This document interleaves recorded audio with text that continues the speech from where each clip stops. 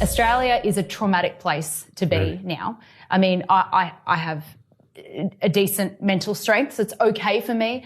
But especially when you go to Victoria, you know, where Daniel Andrews was, where I was during the lockdowns, for me, there's a lot of trauma. I remember, you know, on that corner I was shot at with rubber bullets, or on that corner I was tear gassed, or on that corner I had to hide from the police. You know, we had to hide under, even an hour after the protest, police would still scour the city looking for us.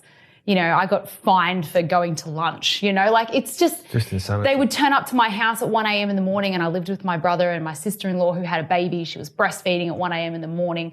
They've ransacked my houses. They've interrogated my 4-year-old nephew, you know, so there's all that trauma.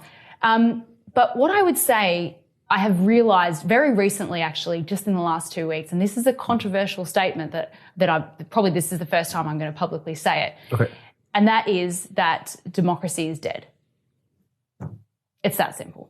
It's hard to disagree.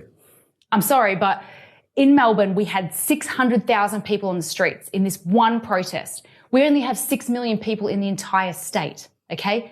That, in a democracy, should be enough to change everything, okay? Yeah. A democracy literally means the people power, the power of the people. We were absolutely powerless, and we still are. It doesn't matter how many you petition, it doesn't matter how much you protest.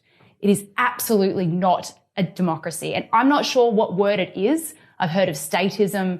I've heard of maybe social communism, but I'm doing my research at the moment because it just dawned on me. And what I realize is once you can accept what you aren't, then you can start to work towards what you want to become. Yeah, of course, yeah. In a democracy, I would not have been put in prison.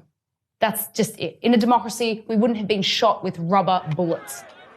It's not a democracy. I mean, it's all insane, but looking from over here at Australia, at New Zealand, at Canada, to be fair, it was mind-blowing. Mm-hmm. You know? It was all the same. Yeah. Obviously, we have a similar structure with being under... Well, under Klaus Schwab's leaders, sure, whatever we're under, but it did seem like we were in lockstep with each other.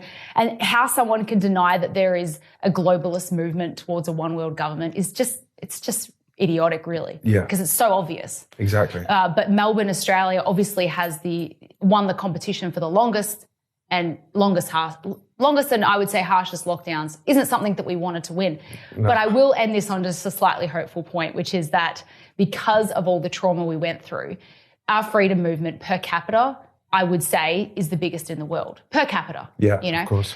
So we have events every weekend. We have groups everywhere. We have you can't keep up. You can't keep up. And so I'm really proud. And so I want people to know that even though it was really difficult, you know, to get juice out of an orange, you need to squeeze it, right? Yeah. We got squeezed and we made the best of it, and we are ready for whatever comes, more ready than maybe other places.